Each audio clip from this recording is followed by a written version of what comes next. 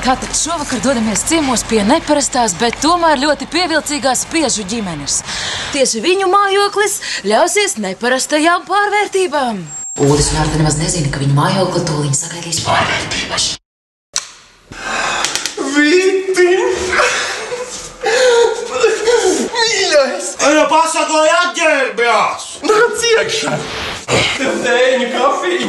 Mēs spiežam, bet vai tu spied? Bet vai tu spied? Bet vai tu spied? Bet vai tu spied?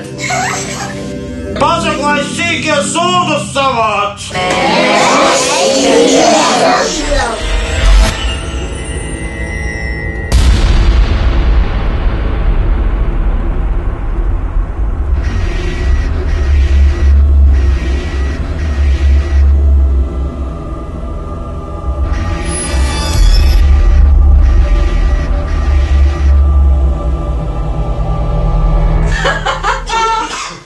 Vannas istabu parādi! Šu! Nu, re? Anton tak nomazgā sev muguru, Johaidī. Aizņemts! Bet, ja vēlaties redzēt, kāds būs pārvērtība rezultāts, tiekamies 12. aprīlī 20:00 Degunradzī improvizācijas šovā Spiediens. Bet vai tu spied?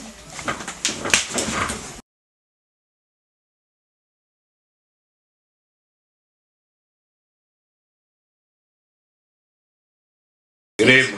Jā. Sievu katru dienu gribu. Jā. Gribu katru dienu. Jo es nevaru katru dienu. Bet sievietē vajag.